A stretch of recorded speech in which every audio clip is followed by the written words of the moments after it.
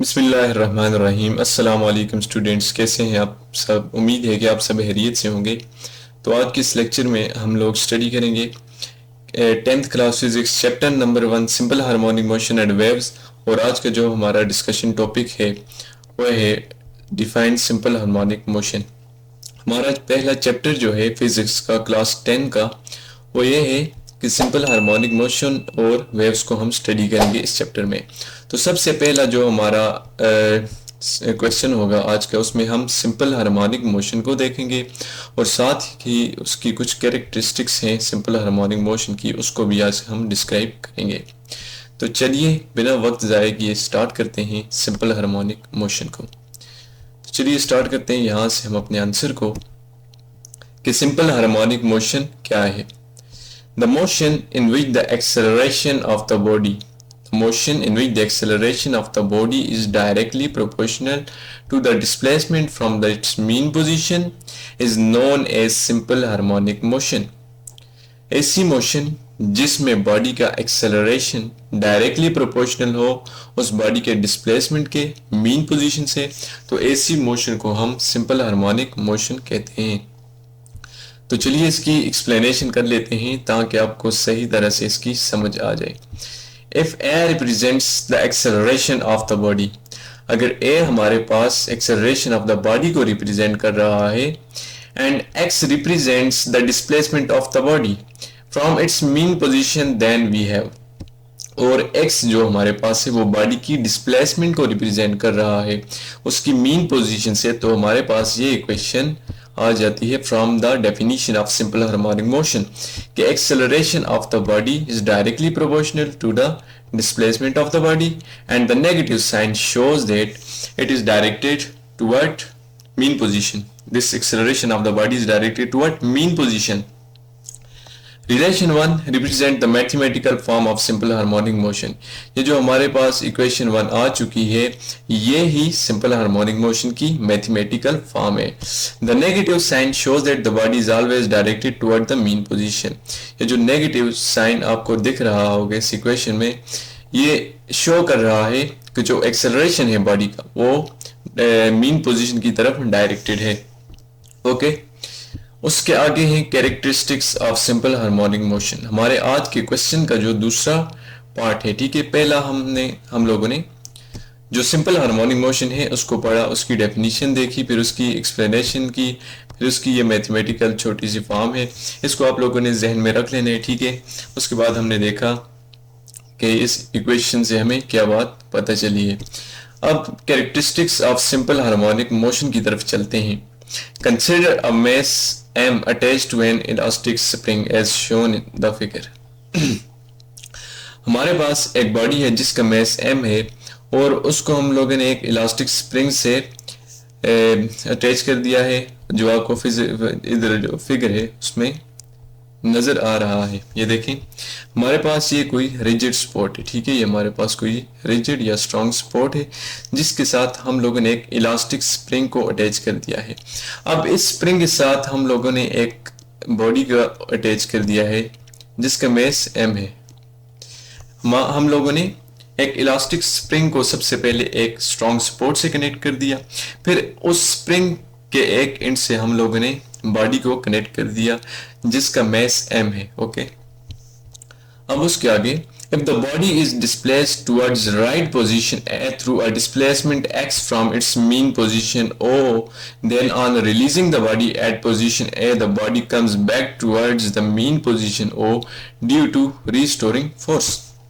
Okay, ये बात कहना चाह रहा है, अगर हम इस बॉडी को यहाँ से खींचकर एक्सट्रीम पोजीशन पर ले आए, ये इसकी मीन पोजीशन है। ओके, अगर हम इस बॉडी को खींचकर इसकी एक्सट्रीम पोजीशन ए पर ले आए और अगर हम यहाँ से इसको दोबारा छोड़ दें, तो ये रिस्टोरिंग फोर्स की वजह से, रिस्टोरिंग फोर्स कौन सी होती है, जो कि बॉडी को मीन पोजीशन की तरफ अट्रैक्ट करे, ठीक है। तो रिस्टोरिंग फोर्स की वजह से ये जो बॉडी है एक्सट्रीम पोजीशन ए के ऊपर, ये मीन पोजीशन की तरफ मूव करेगी due to restoring force. Okay, on the way its velocity increases due to which the body does not stop at mean position O. जब हम लोग यहाँ से इस बॉडी को छोड़ेंगे तो ये बॉडी मीन पोजीशन की तरफ आएगी। लेकिन जब हम इसको यहाँ से छोड़ेंगे तो रीस्टोरिंग फोर्स की वजह से इस बॉडी की जो वेलोसिटी है वो इंक्रीज हो जाएगी।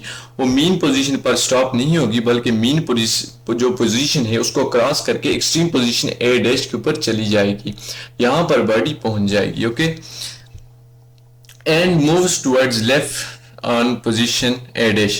Again due to restoring force the body comes back towards the mean position O.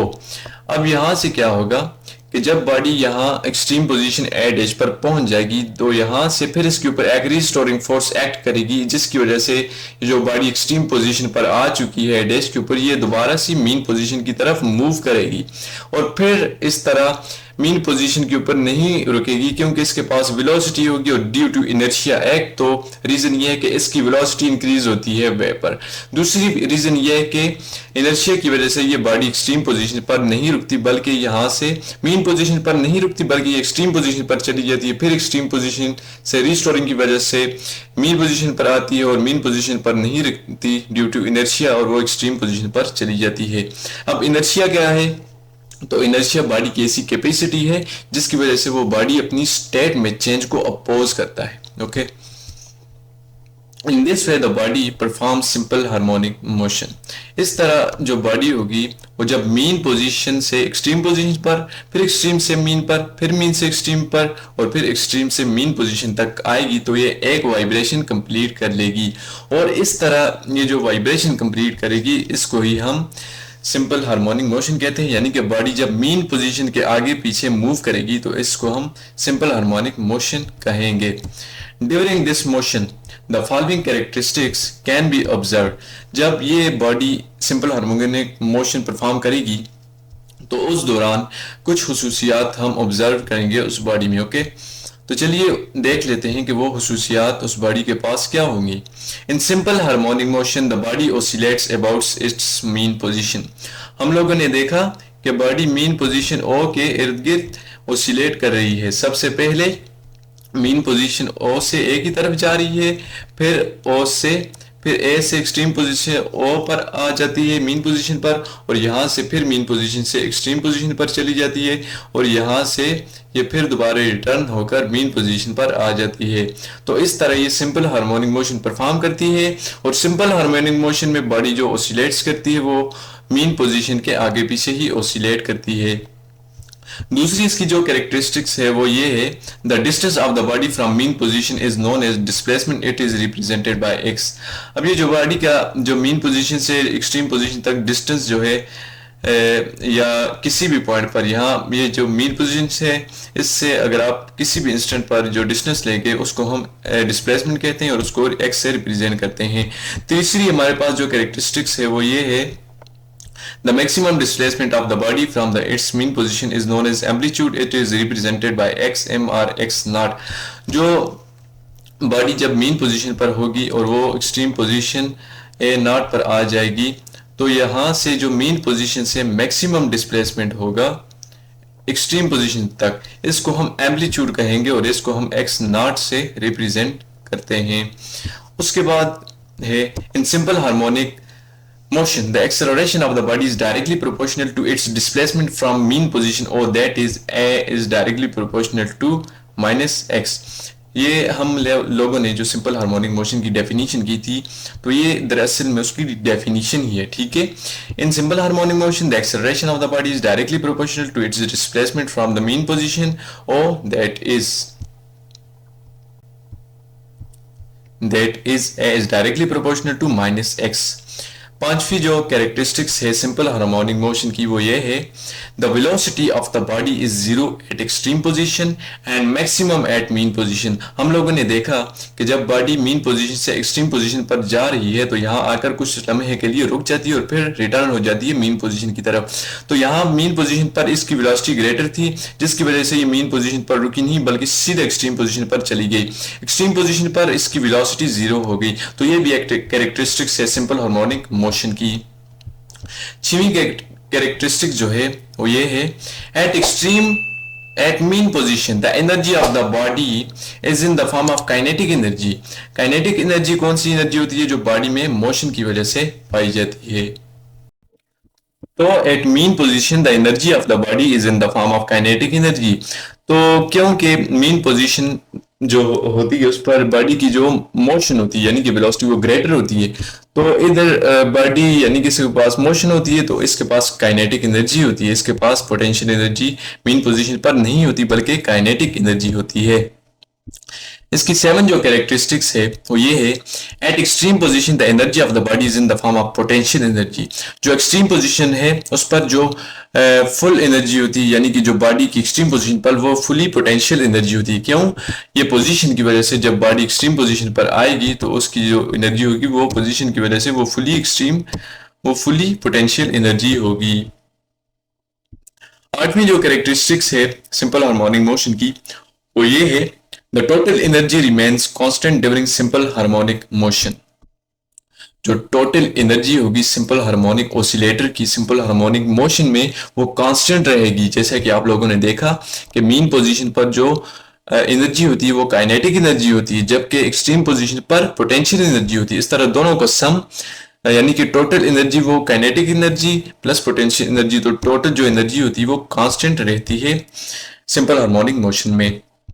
9वीं जो कैरेक्टरिस्टिक्स है सिंपल हार्मोनिक मोशन की वो ये है, time period of mass spring system is given by T is equal to 2 pi under root M by K. ये जो equation है ये मास स्प्रिंग सिस्टम के टाइम पीरियड को रिप्रेजेंट कर रही है। तो जो 9वीं कैरेक्टरिस्टिक्स है जो हुसूसियात है सिंपल हार्मोनिक मोशन की वो ये है कि time period of mass spring system जो है यानी कि हम लोगों ने सिंपल हार्मोनिक मोशन के लिए जो एग्जांपल ली थी वो ये ली थी कि हम लोगों ने एक इलास्टिक स्प्रिंग लिया था, उसके जरिए हम लोगों ने इसको एक्सप्लेन किया सिंपल हार्मोनिक मोशन को। तो उसके लिए जो टाइम पीरियड है सिंपल हार्मोनिक मोशन में वो t is equal to 2 pi under root M by cap K बराबर है। और जो 10वीं हुसूसियात है वो फ्रीक्वेंसी है, frequency of mass spring system is given by f is equal to 1 by 2 pi under root K by M. जो frequency है मैस स्प्रिंग सिस्टम की वो 1 by 2 pi under root K by M के बराबर है। तो ये दो आप लोगों ने याद रखनी है, MCQs के लिए इंपॉर्टेंट है। तो ये था हमारा आज का लेक्चर। आई होप कि आपको ये समझ आया होगा। अगर आपको ये समझ आया है तो इस वीडियो को ज़रूर लाइक कीजिएगा और अगर आप हमारे चैनल पर न्यू हैं तो आप हमारे चैनल को सब्सक्राइब करना ना भूलें और साथ में जो बेल आइकन का जो ऑप्शन है उसको ज़रूर प्रेस करें। इसका फ़ायदा क्या होगा कि जब भी मैं नई वीडियो अपलोड करूँगा लेक्चर वाली तो आपके पास सबसे पहले पहुँच जाएंगी। तो और इसको आप देखकर यानी कि जो नॉलेज है वो गेन कर सकते हैं, क्योंकि द नॉलेज ऑफ साइंस, आप जो नॉलेज है साइंस का वो गेन कर सकते हैं इस चैनल से। तो मिलते हैं किसी और वीडियो में, तब तक के लिए रखिए अपना ख्याल। अल्लाह हाफिज़।